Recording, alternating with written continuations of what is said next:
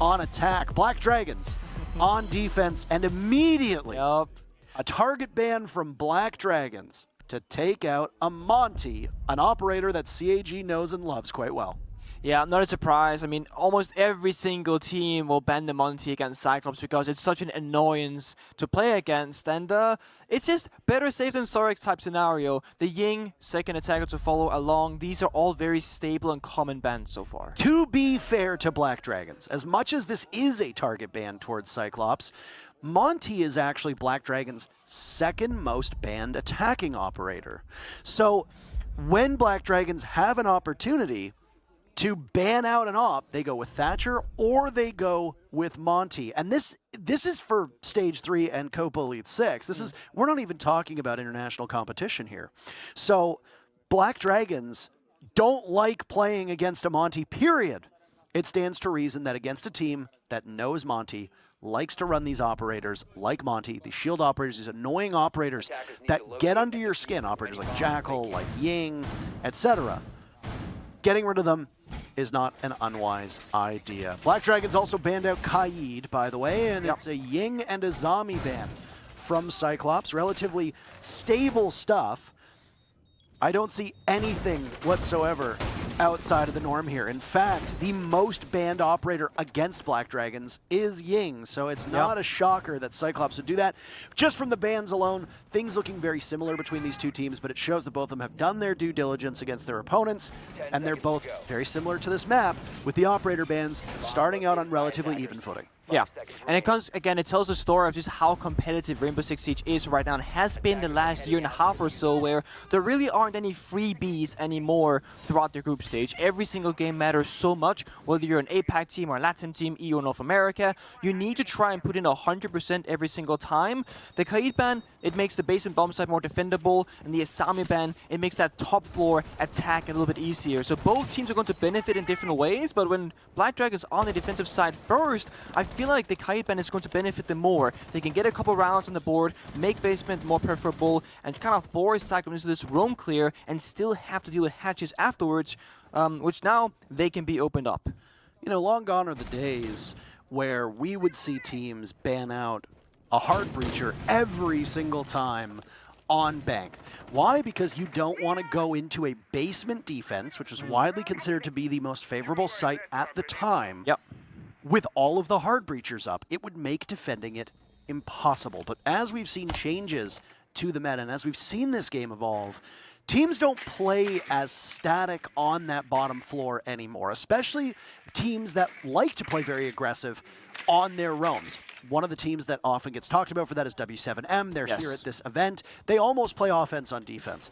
If you look at this setup right now from Black Dragons, how many bodies do you actually see on this bomb site? Well, there's basically all 5 in the basement. It's pretty straightforward. It's rather passive. They're playing server stairs with 2 members, sure. They get the opening kill, but Seto, nice opening to Black Ray. And Cyclops, there's no refract, there's no trade. He went in all on his lonesome, and there was a Black Eye cam situated right now inside a square, giving Ion a good line of sight.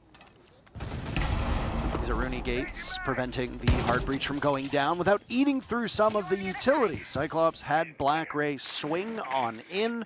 Black Ray, by the way, the standout performer in APAC North, the highest rating out of APAC North through this last stage. He comes in with some pretty nice accolades to his name. He's the highest rating in APAC North, the highest plus-minus out of APAC North, and the tied for highest kills with 77 kills through those 7 matches that were played, which means that he's averaging 1.1 kills a match. That is very good. You and I have spoken at length about how challenging it can be to guarantee yourself a kill that evens out the amount of games that you play. The fact that he's breaking 10 kills a match is exceptional when you figure that most matchups are probably going to be a little bit less than 12 rounds. No, you're right, but it's going to be a rough start for him, and now we see the execute 20 seconds left. CAG, they got to push right now. Anaton is dropped.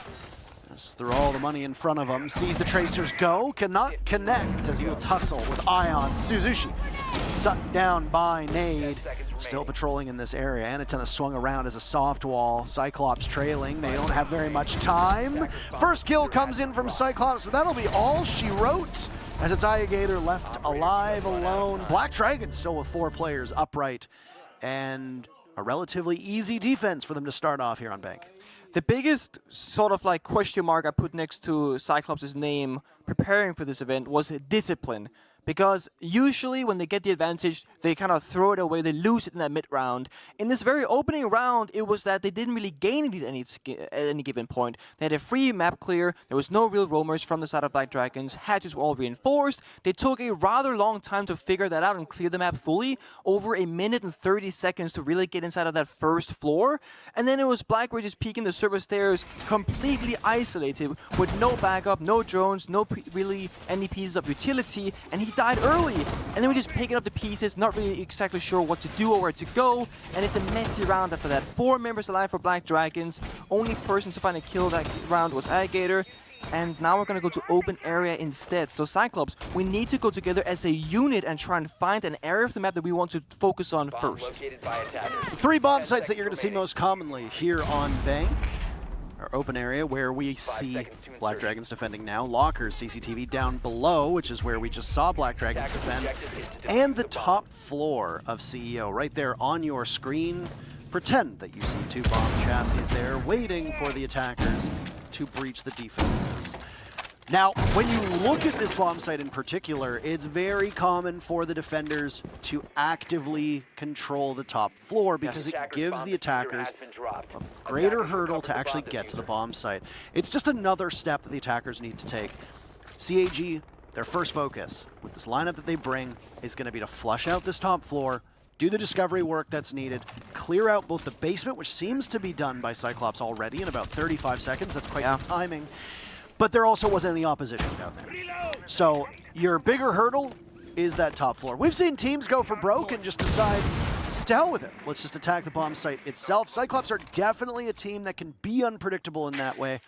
But so far it looks quite routine, which has been something for CAG that seems to be a very deliberate effort. They've been trying to play less about their meta, less about the APAC meta, and more centered around these European, North American, Brazilian style play.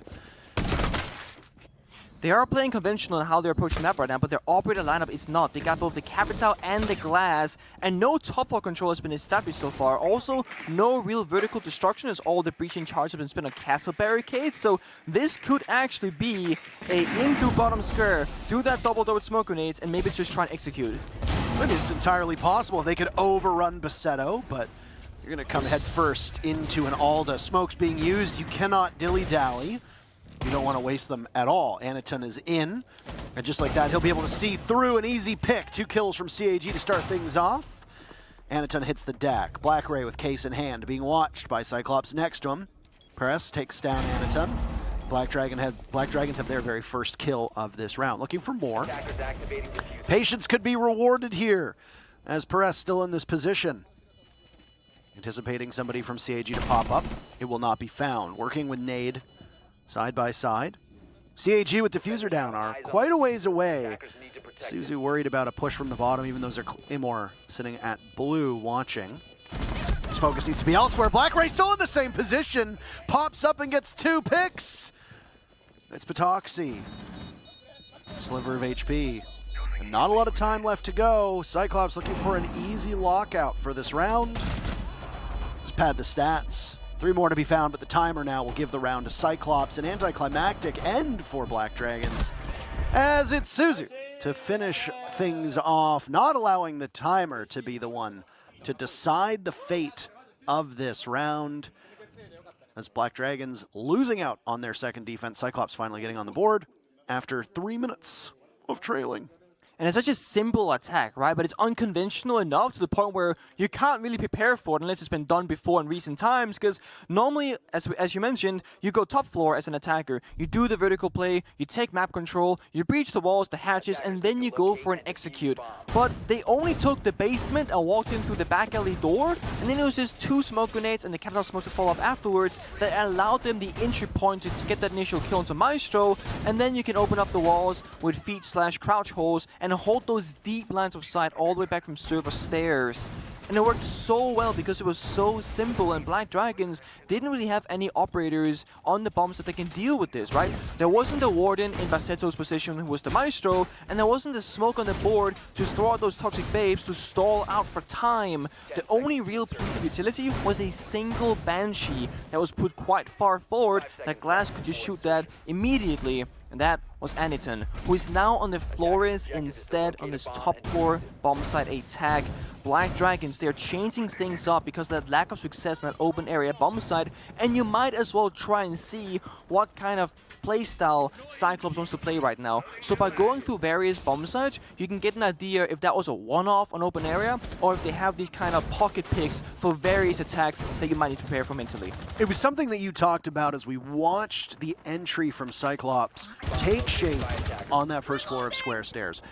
If the defenders do not have a suitable amount of reinforcements, and I mean this in terms of bodies, not physical reinforcements that go on the walls, if there aren't enough players from the defenders watching that portion of open area, time and time again, we have seen teams gone 6 the double castle barricade, push in, get the diffuser down behind the counter in break room, exactly as Cyclops did it.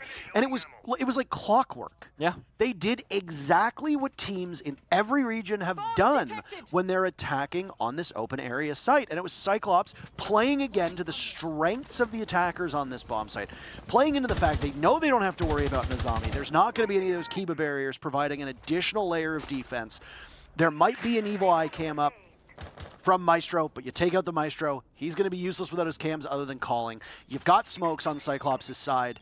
Isolate the only player, march in, get the diffuser down. Black Dragons still had 4 players left when the diffuser started to go down. The second player died very shortly after, and suddenly it's a scramble with 8 players still alive in the server and the clock running against you. An excellent and very advantageous position for CAG to be in. Unfortunately for them, they're not going to find the same success here in round number 3. Nick, as they lose Suzu, as Patoxy guns him down. Cyclops staring down the wrong side of a numbers disadvantage while trying to attack this top floor bomb site. And Cyclops fishing right now. No one's really inside the building, just Aiget, who's on the bomb site itself. It's on the window repellers and the skylight, so he might find some value here with the Dr. phone call. 1 to go, that's smoke off the board. Oh, big play from Ayagator, walking in and taking down 2 from Black Dragons. They answer back, they will have their revenge. Perez, well, he finds a kill, as does Nade. These two working together. Gatorada and Ayagator, the last 2 alive. A showdown. 40 seconds left, and patience from both of these teams. Great stats right now from Ayagator, by the way. 4 kills, but his first death at the hands of Perez. Gatorada in a 1v2. And Bullet Tracers will give away the position of 1. Can he isolate? He can, but he thinks a little bit too much. And it's a shutdown from Black Dragons, closing out the round in excellent form. A seesaw of a match as Black Dragons have now regained the lead and will head to what could be a return to the bottom floor bomb site as Black Dragons have gone through the first 3-round cycle.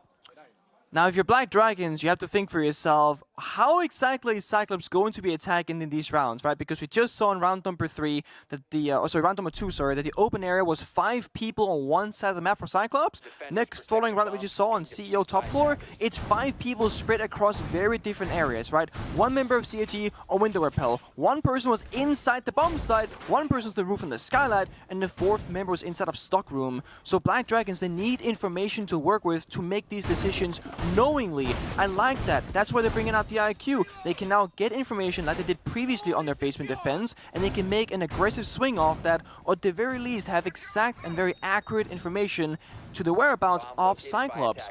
On the other side, on the attacking scenario here, we see a more, I want to say more aggressive. We see Amaro getting a Tiger Repeat into a Finca. That's to sustain, heal up your members, and of course take gunfights with more confidence rather. So for example, Blackberry can swing that server stairs with more support, and we see the Bog with secondary heartbeat gadgets and the Twitch as well. So Cyclops, they have many different ways to deal with utility right now, and they got 2 different kinds of heart breach. They can deal with both a, first floor attack at the hatches, they can go for a server push as well. They have so many different ways they can break this apart, but time is where they went wrong last time, right? And we see now already in the first 25 seconds, Blackberry has taken full top floor control, opening up the hatches, and once they drone out that open area where no members are roaming from Black Dragons, they can start opening everything up super quickly. Use time as the culprit for Cyclops falling short back in round number 1. But how does that take go if Black Ray wins that first engagement on blue stairs? It was a very haphazard execute from Cyclops, not expecting the Valk cams up.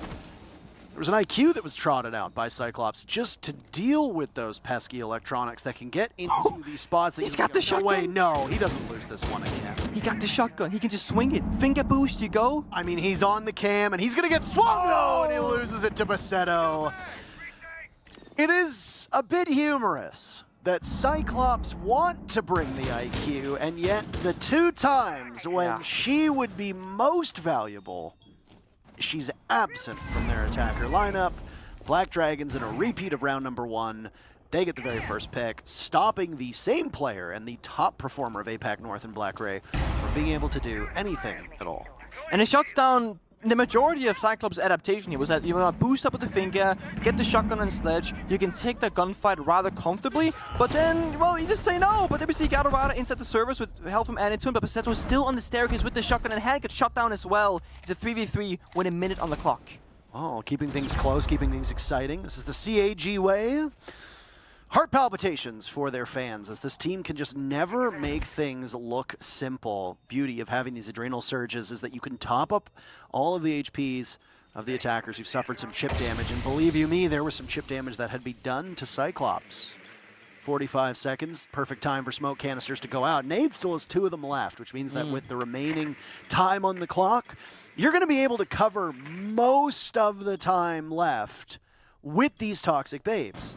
As you can see, Nade has a lineup, just sitting behind the crates, and there it goes.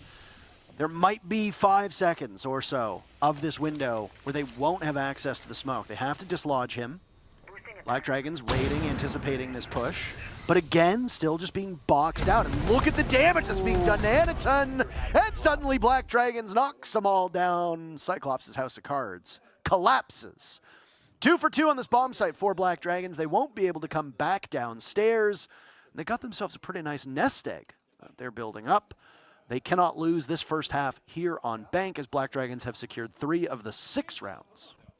Yep. I mean, Cyclops there might have miscounted the Toxic Babes because they pushed him with 16 seconds left right as that 3rd Toxic Babe was tossed out. So either they said, okay, try and go deep, try and avoid that smoke canister, or they perhaps thought the 3rd one was already spent and that there wouldn't be another one coming. Ion did have that C4 prepped in his hands as well to follow up after the Toxic Babe itself. But eventually you funnel through, you get shot down by both Gunfire and Toxic Babe at the same time.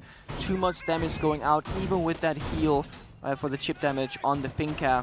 And now things are really starting to change for Cyclops, because look on the left-hand side of your screen, 4 attacker repicks. Although Buck into Buck technically doesn't count. But an Ossa being shown here instead. Remember last time this bomb site was attacked by Cyclops, it was Anitun on the glass. And now it's Anitun on the Ossa. So it's very clear to us that Anitun is the sort of key player on the attacking side to use his flexibility on these operators to enable his team to find that objective play. And the support so far has been a different approach from the last one. There's no smoke grenades on the board outside of Anitun, so we're not going to go for that glass play. We have more soft destruction on the Sophia, for example, to deny any kind of utility and try and keep Anitun alive as much as possible, as he cannot be the first one in until they execute because his gadget is needed. This is not the start that Cyclops wanted. Again, if you didn't tune in as we started, this is statistically the map upon which Cyclops wins the most rounds out of their entire map pool. Not that they are in an unwinnable position. No. But operator bans being pretty static, Cyclops being a good attacking team on a favorable attacking map. Usually, you would get more than a single round so far. You're not going to have a good start to round number 5. Perez at the top of the stairs, taking down Iagator. Anitun had the Talon Shield out. The Osa taking up space, working as a pseudo Monty, but unable to do much with it. Unsheaths their weapon, and down goes Perez, but not before we had seen Gatorada go down as well. That was the Dokkaebi who managed to get off one of the logic bombs before dying. Similar to the last round, though, they'll keep it close. CAG gets back onto the board with 2 kills effectively in a row. They've still got plenty of utility. The Hard Breacher, the lone Hard Breacher of CAG is still up. But I like the adaptation from Black Dragons. They did not put all of their eggs in one basket, aka inside of that staff room. They are now controlling far more of the map. There are a lot more layers for Cyclops to have to slice and dice through, and it has already resulted in a better position for BD. At this time, on the last attempt on this bomb site, Cyclops had already got the diffuser down. That's true. That's very true. And Anton, the thing is, he's still alive, and so is Susie with that heartbeat. So they're in a great position with Blackbeard finding another kill onto Patoxy. That further enhances that advantage now in a 3 versus 2 with 45 seconds left. The only bomb site where Cyclops has had an advantage in terms of numbers was this one before. It's the lone bomb site that we saw CAG win. Black Dragons certainly have their work cut out for them. Banshee by the door, Bassetto with a single toxic canister left. Ion a little bit farther back at the top of blue stairs, being hounded by drones as they get as much information for CAG, but they know they've been able to isolate one of these players. That leaves Bassetto as the lone player on site, and Ion will need to return back.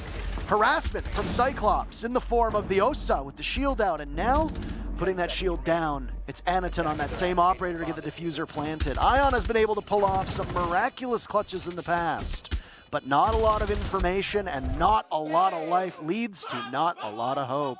And that's it for Black Dragons on this round. 2 for 2 for Cyclops on this open area bomb site. They will get, at minimum, 2 rounds. 1 more to go. Black Dragons cannot go back downstairs to that bottom floor. They're probably going to go back up top. It seems like they've locked it in very quickly. Why not? It's a bomb site that you won, and you won seemingly quite well back in round number 3. Yeah, the only worrying part for me for Cyclops right now is that it already lies on Anaton's shoulders. In the first round victory that they got in the first open air attack, it was him on the glass leading the charge. On the second open air attack that we just saw, it was him leading the charge on the Osa. He walked in through lobby with the talent shield in his hand, not baiting his teammate per se, but things were very safe for him. His teammate walked behind him, he got shot down very early on, but Anaton, he picked up the slack. He found 2 kills and the injury towards the bomb side, covered the pan and got it down, and then of course walked in with the talent shield to bait that second member of Black Dragons for an easy kill as well. So really good work being done right now from Cyclops. It just all kind of lies on one player where you kind of want to spread that out more if possible. The key operator for this round is going to be the same as the first open area attack. It's going to be Glass plus Susu C on the Capital. That is how they're going to pair these operators, right? You get Osa and you get Soft Breach, or you get the Glass and you get the secondary set of smokes and the fire from Capital, so you have enough utility to kind of cycle through. Because if you only have one set of smokes, well, that's your entire go, your entire execute, which can easily be stopped or slowed down. But Patoxy from the side of Black Dragons has brought out the Warden, so they're ready for this. They have the right answers. Paris also on the dock can heal his team members if anybody gets close to dying. It all comes down to positioning and decision making throughout this round. Right now, Black Dragons, every single round so far on the defense, have played rather passive, near the bomb site, not taking any risks really. So Cyclops are struggling to find these openings because they're not being given to them. You have to make your openings as well, and Cyclops have not really been able to do that to the extent that they want, Nick. Black Dragons have sat back and looked quite pretty. If you look at the statistics on Bank, it does not have a defined bias towards the defenders or the attackers. It is a relatively even match last that we saw. Obviously, when you come into a new meta or you come into international competition, you can throw a lot of those statistics away because inter-regional matchups are obviously going to play out very differently. Certain regions are very good at attacking, certain regions are very good at defending, certain regions, like APAC in particular, tend to play a style of Rainbow Six that differs so wildly from what we see in the rest of the world. There are operators like Finka, for example, that she was just absent everywhere but APAC prior to her being so strong. So you have to kind of take it with a pinch of salt. Whew. Speaking of salt, Patoxy, maybe a little unhappy about that pixel angle that was held by Gatorada. He thought he had the read around the pillar, didn't quite have it. CAG do something that they've only done a single time so far, and that's get the very first kill. Yep.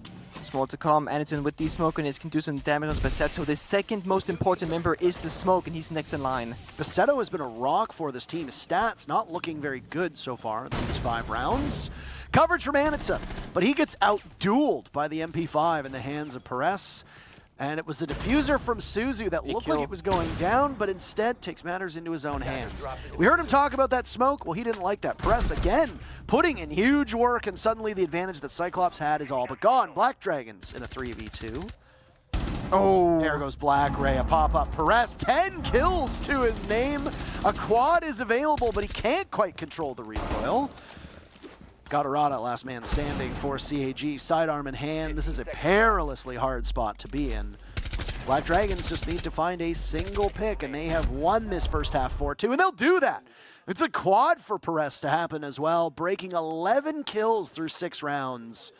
BD skating their way through the first half. and it's looking good for them. I mean, in that last round, they're playing much more aggressive, not letting Cyclops get too comfortable on the bomb side, which you should never allow as a defender. But that's exactly what happened last time, even though BD also won that one. So I like that. Paris himself with the 4 kills, swung each and every single one of those gunfights. He wasn't letting Cyclops get any real map control.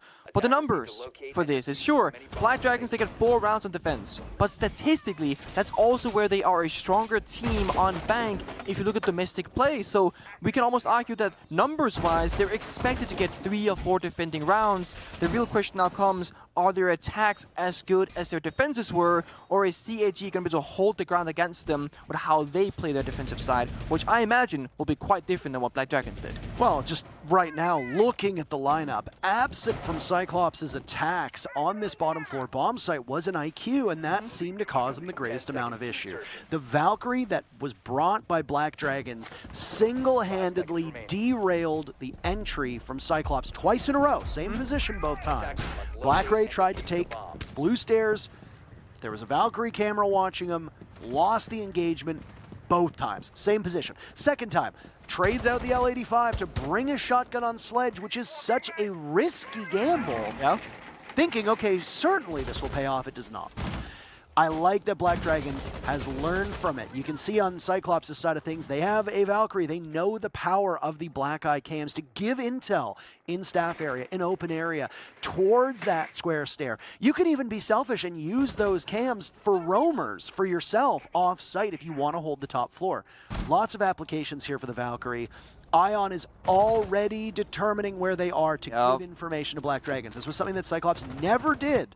Additionally, it didn't end up coming to pass, but Patoxy was hovering the Nook, who has such a strong position on this bomb site because you've got that entire garage to play with, and you can do serious damage while the rest of your team clears out blue and attacks more directly towards that lockers and CCTV component of this map. No, you're right. And to make matters worse, Suzu C is bringing the Echo, which again, the IQ also counts. And look at that. It's an easy kill of Ion off the wall. And you know why that happened? Why? Because Ayagator was standing there for a moment on cam. And when you're on your cam as a defender, IQ can see you.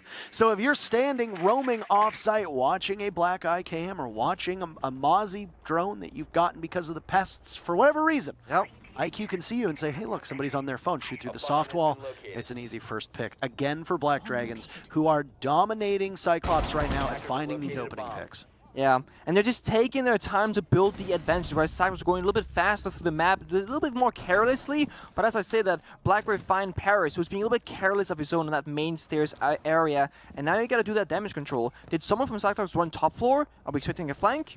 Let's check. I mean, this is huge, right?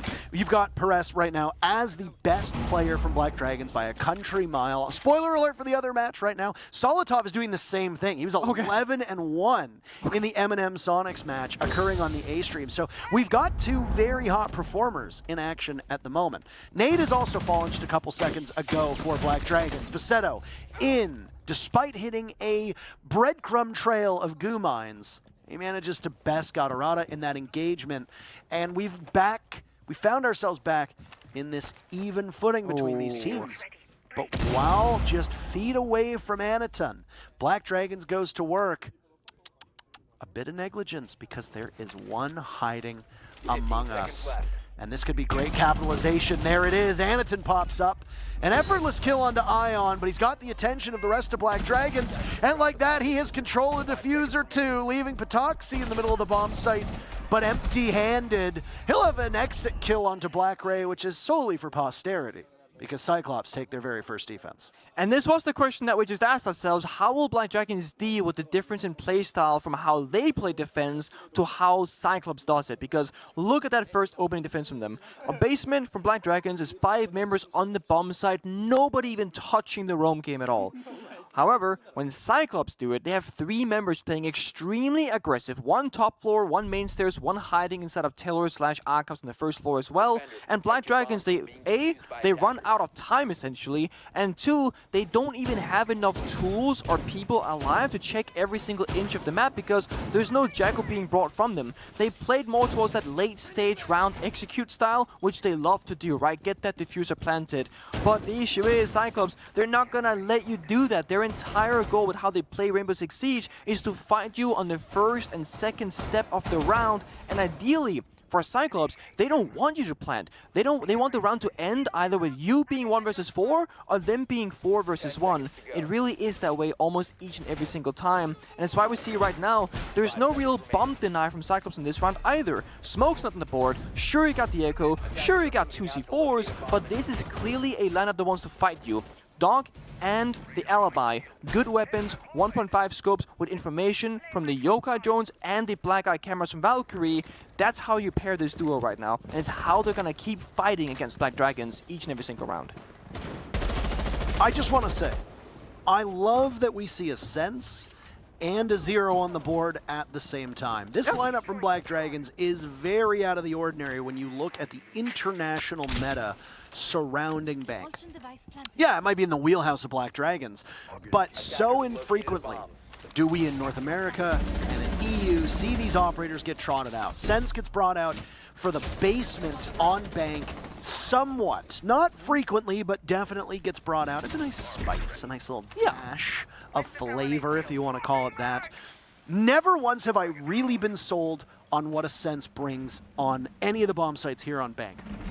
Now, obviously, we're going to see Sense and those gadgets get used on this open area take.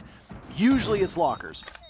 Will they be able to obscure whatever execute Black Dragons wants to pull off? Because again, you find BD can go about it the same way that Cyclops did. Break open the door, get into staff, use those roly-poly smoke screens that come equipped with Sense, and get a plant down very quickly.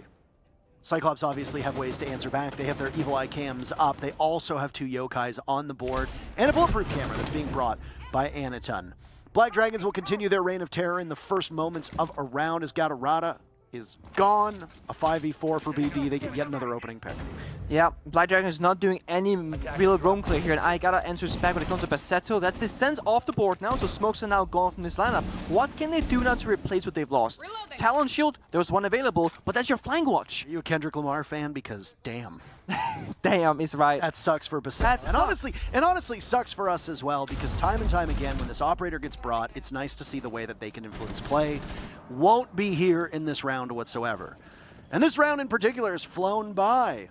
Black Dragons can surrender the lead and give Cyclops the opportunity to get back. That is a bit embarrassing. Lighting up the shield. Ion sustaining almost mortal wounds, but still continuing onward. Black Dragons now have the advantage back at their fingertips. 30 seconds to go. Patoxy up above, waiting for Black Ray to retake. Reads him like a book. Ion with limited HP will go for the plant. There is nothing that can possibly do serious damage here. No smokes, no nitro cells, nothing. Perez fires back. Down goes Anaton. Suzu in a 1v3. Technically a 1v4. But Perez, man, he is just putting up numbers. Black Dragons get their 5th round. They're 2 away from the very first victory of the day. They're getting very close. That they are. And the thing is, Ion in that round in particular really did a good job at understanding, okay, the Sense fell off the map, got shut down early. It is now my duty to pick up one of my 2 Talon shields, both of which were used up top of square to hold the flanks of top floor, and make my way down a staircase through an open breach, an open wall, an open door to his right, and somehow with a sliver of HP, he gets through it. He survives. Talon shield sustains as well. He gets enough of an opening for his team, and the trade comes out. They get bomb sites presence. It's just Echo alive, no Yokais in pocket, and the recall on the Barry 9 on a medium to long range is not easy to handle, as we saw, and that was enough for Black Dragons to take the round.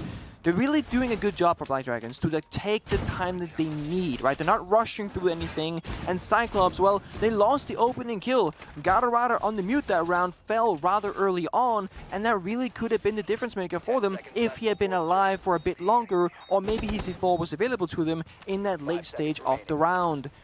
Operator-wise, the nuke once again was teased from Patoxy but changed into Nomad instead. So a more conventional attack perhaps, where we play more together with more members on one side. But look again! Just give the people what they want. The Sands is being brought, and hopefully this time we can see what Black Dragons wants to do with the Operator, because it was taken away from us last round. We want to see the Sens. We do. CAG might not be able to see if the gadgets go down properly. Ooh. There's no way. There's still a Come on. default cam. Surely someone checks it. Oh, why on earth? This is rogue levels of bad. What are you doing? It's major champions. But That's shameless, it's Parker. major champions. It's still it's up. still up. Come on. That's tough. Anybody do your due diligence.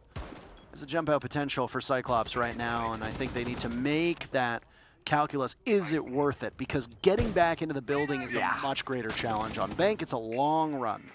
Yeah, it is. Let's see if Nate drones out this member of CAG in the corner. He does. He checks the left, goes to the rotate, doesn't see the member on the right, but Gatorada, well, he shoots the drone, plays it safe, and drops down to the basement instead. Nate now has to wonder, did he leave or is he sticking around because he's alone? Okay, this is your jump out potential right now. Look at there. There's 3 players from Black Dragons, and all of them are vulnerable to a single run out or any type of presence. But the one good thing that Black Dragons has going is they have isolated any of the defenders over by the windows, and Bassetto tucked into the corner going for the plant. Shut down Black Ray, the first kill, but it's our very first trade of the matchup, and a frenzy will unfold inside of the bomb site. Both teams emerging with 3 players still in good spirits and good health. Gatorada, the only one who's taking a little bit of damage. Anaton stops Ion as he hops in through the window. Suddenly Black Dragons are the ones on their back heel. They can move to match point if they manage to find these last 3 players. But they have the much harder job as they are on attack, and there will still be intel up. There's still default cams, there's still yokais, there's still bulletproof cameras for Cyclops. Black Dragons now have a minute at a 2v2 and Gatorada at half HP to pull this off. And it's entirely possible that Black Dragons can do it, but not if you're going to be shooting like that. Perez missing a golden opportunity to eliminate Gatorada. Now it's Patoxy, 5 kills, 5 deaths. 5 rounds for Black Dragons. Good patience right now, just being shown by Patoxy, using what secondary gadgetry is available. Cyclops don't need to move an inch. Yokais are still present for Cyclops, so you've got the dead players still calling. That makes it significantly more challenging as Patoxy looks for an opening. If you're waiting for Cyclops to make a mistake, you're not going to find it, because so far, they're not giving it to you whatsoever. Look to the left, look to the right. Beautiful. Just a tiny bit of intel done, and that is a stalwart defense from Cyclops to keep this game close. 4 rounds for Cyclops, 5 for Black Dragons. We're going into the depths of Bank.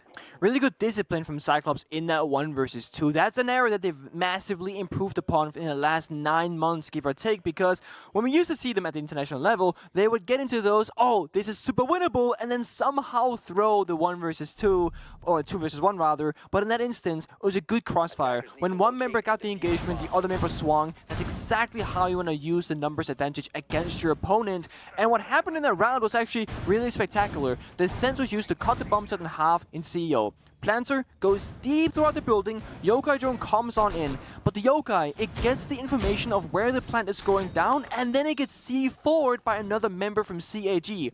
But even though that happened, the information was shared, so you could shoot through the smoke, kill the Planter of Bassetto, and then all havoc breaks loose. It's a trade 2 for 2, leaving us in that 3 versus 3. But as you mentioned, Parker, the defenders have the advantage because the bomb did not successfully get planted, and now you gotta pick up the pieces where only some members of the attacking side are inside the building and others are simply still outside, unable to really help. And that brings this match closer. 4-5 in scoreline.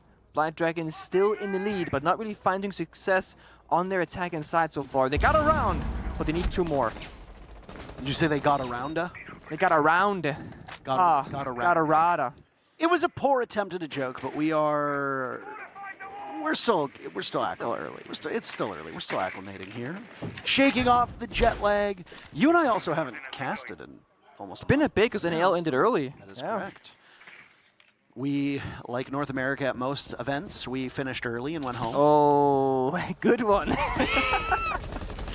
It's not even a North American team playing in this match. No, it's not.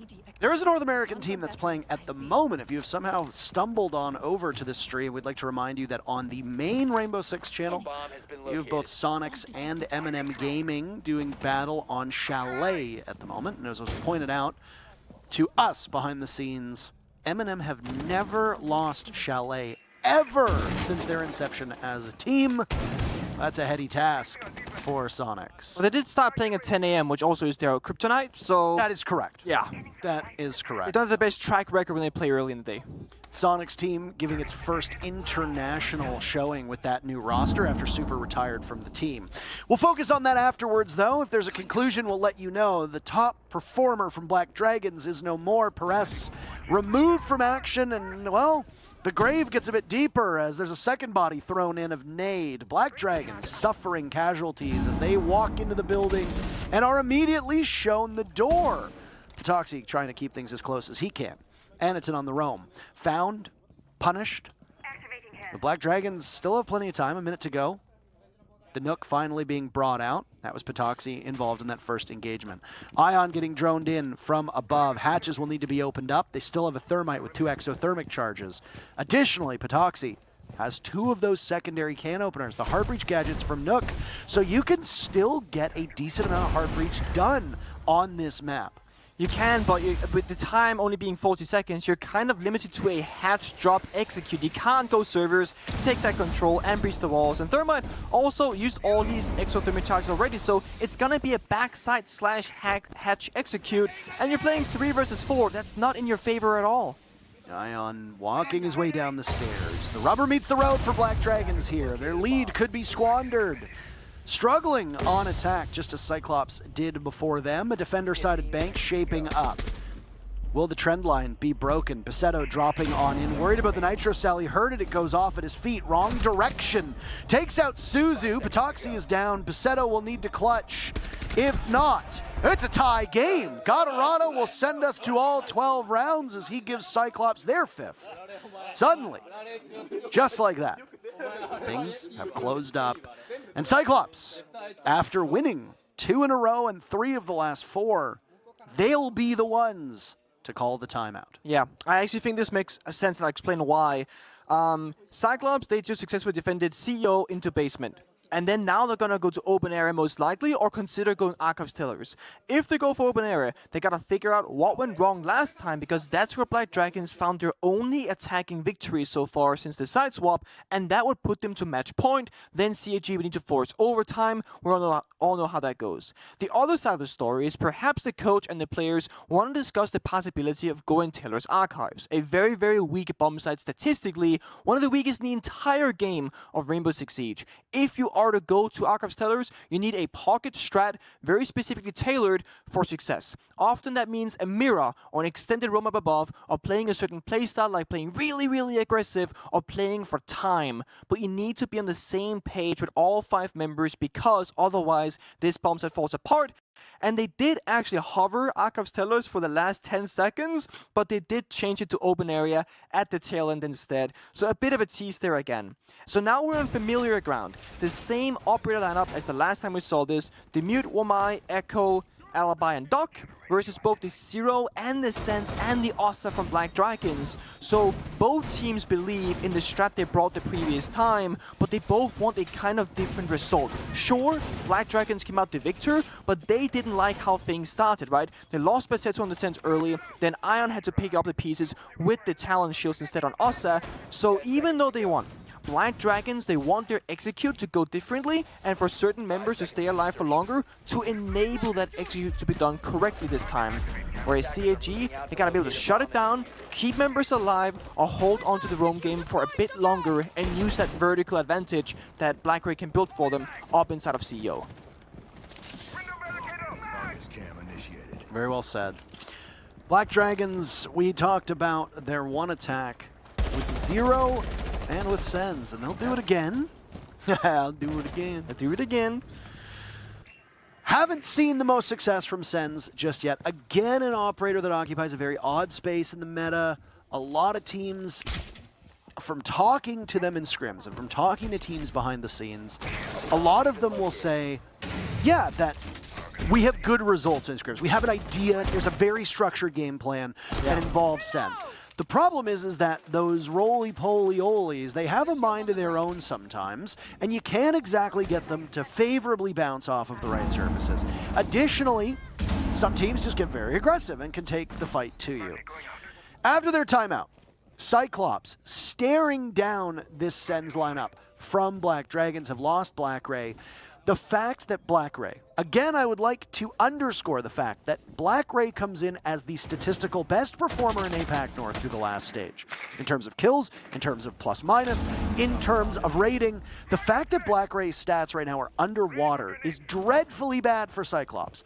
But the good news is that if you look at Cyclops right now, only a single player on the team has a positive KD, and yet they are still tied against Black Dragons. Why is that? Because on Black Dragons, you got Perez. Yeah. Perez right now sitting at 16-5, has stolen round after round away from Cyclops. You can do it again.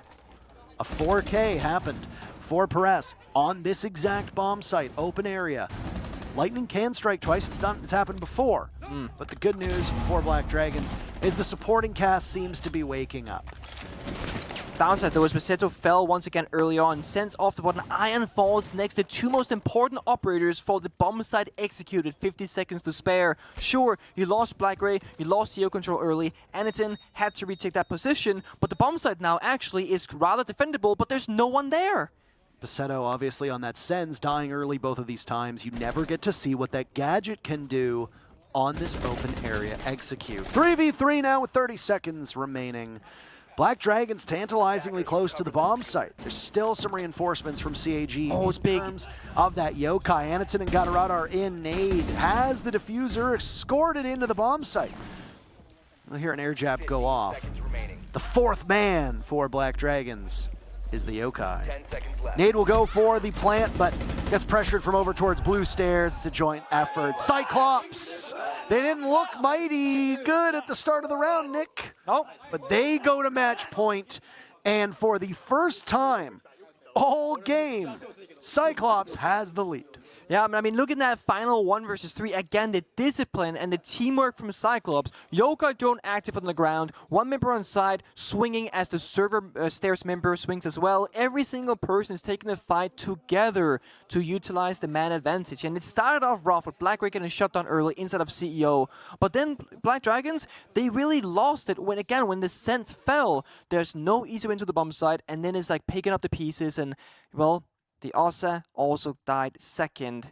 Paris with 16 kills, you mentioned Parker, really doing all the work on the killing side for Black Dragons. In the last 2 to 3 rounds, he hasn't found that much value inside the server, and neither has any of the other members in his stead.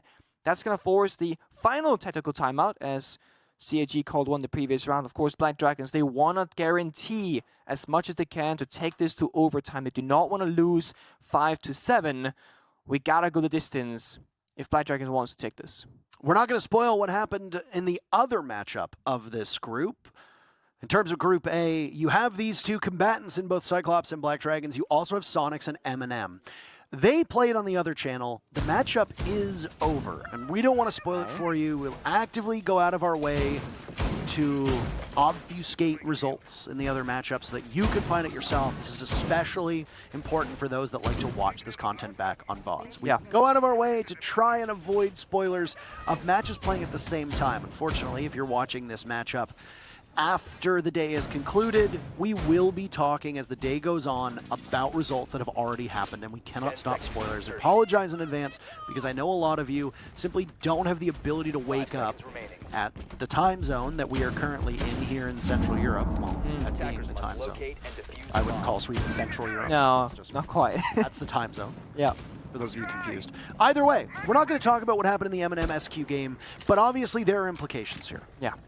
If CAG comes out with a victory, that puts them in excellent position moving forward. Now, obviously, CAG are the #1 seed in this group. They top APAC North. they're going up against teams that showed, I would say, some greater weaknesses in their interregional play. Black Dragons obviously coming in as the lowest seed out of Brazil. Yep. Should not, theoretically, be as competitive as the #1 seed of another region, but we have quite a great deal of parity right now in Rainbow Six Esports. And again, this is a semi-favorable map for both of these teams, even if the nod of preference would probably go to Cyclops. Cyclops have at least guaranteed themselves overtime, by the way, which is very good for their round differential, and it will net them an advantage if they end up in a similar circumstance to what happened in Mexico. Yeah. Speaking of Cyclops, Anderton is playing Clash on a CEO defense, which on paper it looks two ways. And one way it's like, oh wow, you can move around and the rappel angles are not going to be an annoyance for you. But at the same time, it's one less gun on the board for the defenders. Sure, you get information, but it's how you use that information to play aggressive off. And so far, Anderton just kind of stalling for time. Nothing aggressive being done so far. Half the round has been going already. Petoxy and the Nuke is on a window rappel, so not actively inside the building as of yet. No Valkyrie, no Echo on the board, but Suzuki is bringing out the Warden for flashbangs and any possible smoke grenades. I just got to hand it to these teams that are bringing OSA as often as they are. The application of the Talon Shields to essentially move your beachhead farther and farther away from the entry point and closer to the bomb site is excellent. And excellency has been the name of the game for Perez. Finds the first kill for Black Dragons. Overtime looking more likely than it did moments ago. Still, tackling that clash might be the issue. Putting the shield away and taking matters into their own hands, it's Aniton, the gun down Ion, the very first pick for CAG. Black Ray finally getting something going, looking to get out from the basement. Paceto now downed as well. Cyclops had surrendered that first pick, and yet here they are with the upper hand against BD. But Perez is still in play, and as long as he's there, Black Dragons is still very much in this matchup. Deep enough back. 20 kills possible if Perez can get the picks on Nasuzu and Aniton, but there's a shield in his way. Nade walking in, surveying the wreckage, can't find anything just yet. Capitalizing on Nasuzu. It's Aniton between a rock and a hard place, and he gets out-dueled by Perez. Black Dragons denying the regulation win for CAG for now. They could deny CAG a win, period, depending on what happens as we now go into the bowels of overtime. And the good thing if you're Black Dragons is that you start on defense in overtime, where you had more success than on your attack. Remember, it was a 4-2 split on both sides of Black Dragons. They had 4 defenses, then they had 2 attacks. So, of course, same story for Cyclops as well. Both teams really favor the defending side. So, of course, if you get 2 of those, if you were to go all 3 rounds, Black Dragons in a favorable spot. And what they're showing right now in basement is music to my ears, because they played really passive both times when they played the basement bomb side previously, and now they're showing Mossy, Vigil, Oryx, and a Valkyrie. They can just put Paceto on smoke single-handedly on the bomb side, and then have 4 members roaming if that's what they want to do. The Toxic Babes are gonna stall out in case of a bomb side rush. The 3 members can play aggressively while you still have those Valkyrie cameras to grant you information to work off of. The Mossy is gonna slow down the attacking information game, and she can either slow down drones or capture them and stop them entirely. So CAG's answer, are they gonna go for a straight server push? Will they go for garage, or will they go for a roam clear? Well, they got the Nuke and they got the Dokkaebi, so they really have either option to work with, but there's no Jackal being brought from them, so the roam clear focus is not gonna be as gadget-centric, but more teamwork, coordination-based with those drones. Now, it might seem like an entirely different game. The last time that we saw Black Dragons defend this particular bomb site. For those of you that need a refresher, those of you that weren't here for rounds 1 and 4, Black Dragons came out on top of this bomb site both times that they defended it. Yes. And the real focus of that round was CAG's inability to flush out the player from Black Dragons playing on blue stairs. Now, CAG surrendered the first pick in both of those rounds. They've done so again. 3rd time's a charm. Yeah. Gator is down, so might not be the same. But Black Dragons are just running riot over top of Cyclops right now. 3 picks within the first minute of action, completely shutting down CAG as they attempt to get into the building. As dire straits. Black Ray and Suzu are the only 2 players still left standing. They managed to find one. So much more to be done, though. So much more. I mean, right now for Black Dragons, they could just theoretically go back towards the bomb site and hide in the corner and then make CAG work for it. Or they can just stick around on their own because they are comfortable with the man advantage. But either way, changing up the pace and playing really aggressive after a rather defensive first half on defense is a really good approach to Rainbow Six Siege because it's going to catch your opponents off guard and they're not going to have any experience in the server directly about how you were to play that. So we're not expecting this kind of aggression from Black Dragons. Paris, he's got his 20th kill, by the way, on the board. Great opening game for him as an individual. But this round, it's Black Dragons, all 5 members really playing their roles and all of them getting great value on the round. It's a minute now that's been worn down here. Look at Perez, 20 kills. It's a disappearing act. No! Wait, what? Suzu just saw him! You need to capitalize off of this, and there you go. Well, there's backup. Black Dragons working in tandem, holding this area from above. Black Ray in a 1v3 becomes a 1v2 on a nice shot on a Petoxy. A sixth sense, it seems like, for Black Ray on that pick. Still trying to find a way to get positive on that scoreboard. A way back into this match for the top player. But he's got a beat on one of them, can't do any damage. Sustains some in the process. Basetto not dead on that engagement. The smoke to obscure down on the ground. Black Ray is in, but it's the shotgun blast from Basetto. It's Black Dragons now on match point. It's a nice try. If he got that cone to smoke, I mean, he has cover on the chassis. He has about 10 seconds left to go. He's got options, but the shotgun shuts it down. The 1v2s are being played with so much discipline from both sides, and they're really playing down the time. Cyclops got overrun on the initial roam clear. Now, of course, because we are in overtime, we will be swapping sides each and every single round. CAG goes in defense, Black Dragons goes in attack, and we will be going back downstairs to the basement lockers bomb site once more. And Cyclops, unironically, also looking like they're going to change their approach, playing a more passive basement. We got the Goyo canisters like they did the last time. Of course, Suzuki on that Echo has been a stable pick for them every single round. Gatorada, last time on basement, was roaming out of Akav's tellers, stayed live for so long, and the roam clear for Black Dragons really was a problem for them. Now, in terms of the way that these bomb sites have played out, things look a bit troubling for Cyclops. And the reason for that is that this downstairs bomb site of lockers and CCTV has been played 5 times, as we just saw that 5th time that just transpired. All 5 of those times have been won by the defenders. Doesn't matter if it's Black Dragons, doesn't matter if it's Cyclops. This is a bomb site that the defense excels on. Now, it's entirely possible that Black Dragons manages to break that streak, but let's say that they don't break that streak. Let's say we do go to round number 15. The bomb site that Black Dragons will almost certainly go to is that top floor bomb site upstairs in CEO and conference room. And why is that? Because it, just like this bottom floor bomb site, has not been lost by Black Dragons.